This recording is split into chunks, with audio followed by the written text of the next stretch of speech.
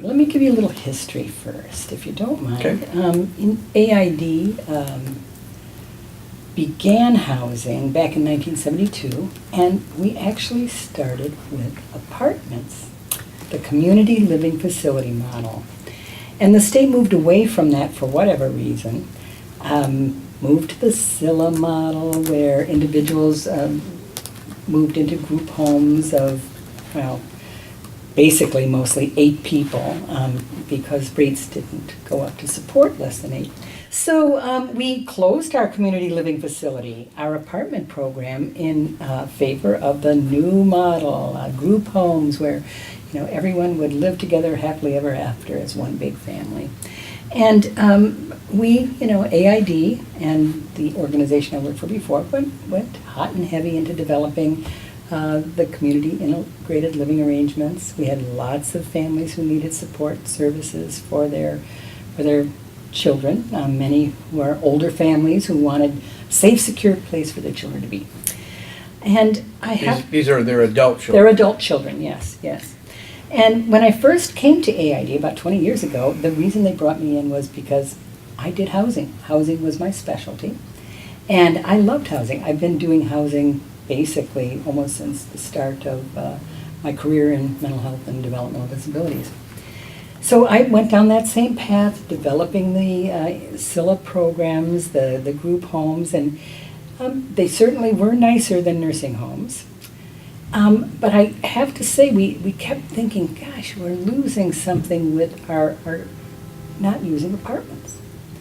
And apartments really offered many opportunities for people that they really don't have in a group home. So with the understanding that this was the new model, we went full force into developing those services. And what we found was that people didn't like living together in large groups.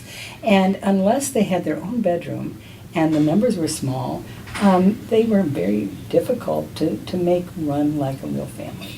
And the challenge, of course, in trying to create a family is you're putting together ideally 4 or not more than 4 people that don't know each other. And they may not even like each other. And even when you have an individual bedroom, a place for them to go to, it is really hard to create a homogeneous group that get along well. Even if you have a regular family, the sibling issues and all of those issues arise. And it's even harder to make a group living situation where people don't have their own personal space. One of the things we found that was helpful was a model where people lived with the clients. They lived there 3 days on, 4 days off. That was better. So we've tried every way to try to make group living work successfully. And it works for people that don't have significant needs. Folks who have moderate needs, no challenging behaviors, no desires to have personal space, you could make a SILA work. But for individuals that presented more challenges, they needed their own apartment or live with one other person of their choice, or they weren't successful. And we have at AID what I call my no decline policy. If they live in our community, we need to find a way to make it work.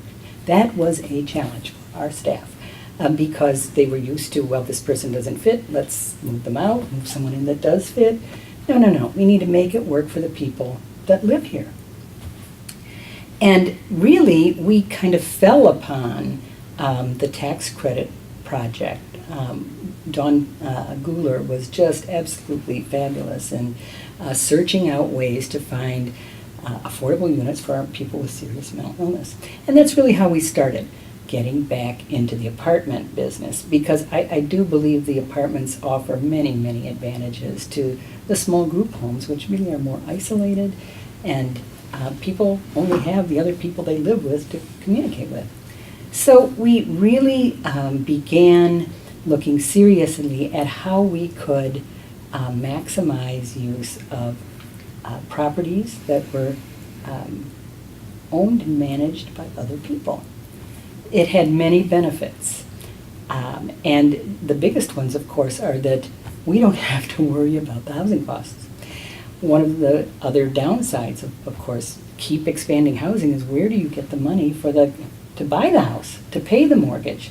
And you're confronted with these problems of, do I spend money to get new carpet or do I give the staff a raise? I mean, that's a terrible dilemma to be in. And you know when people aren't getting along, where are they going? How do you manage that? How do you manage that without excluding them from your program? So as we started with the mental health clients moving into the tax credit apartments, we saw them blossoming, frankly. They didn't have to follow the strict regimens in the 24-hour settings. They really liked having their own apartment, their own money. Many of them get jobs that were not getting jobs in the 24-hour settings. And really, we thought we were onto something. Find someone else to pay for the housing, let the client control their housing.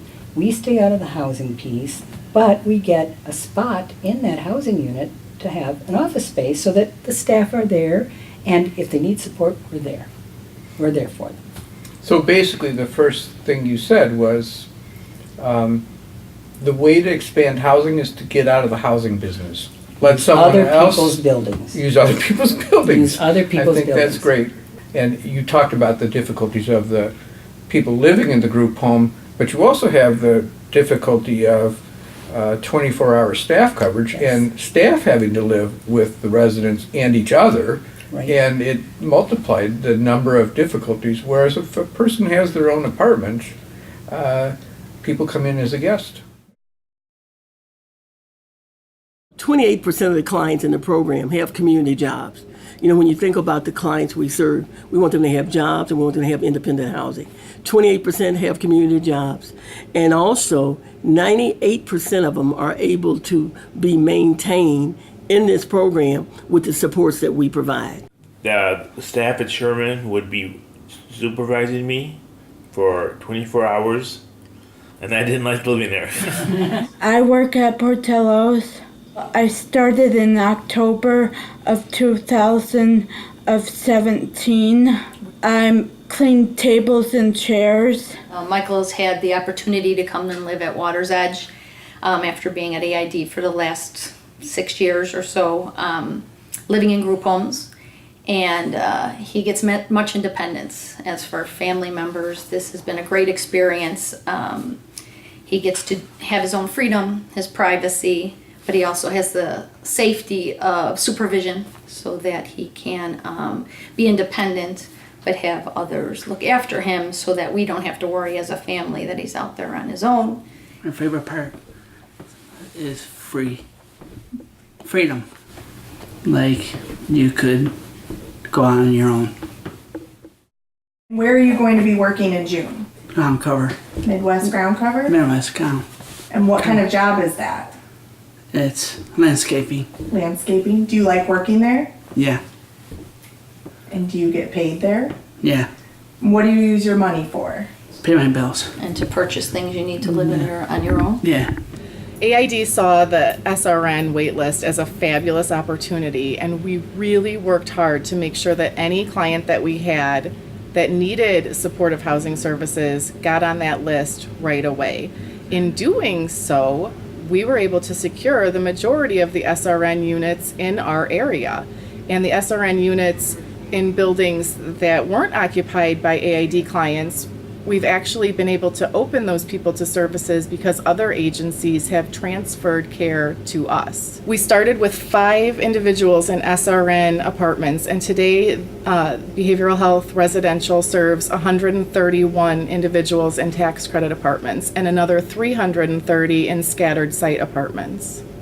All of these apartments are owned or leased by the client themselves. These are not AID owned or operated.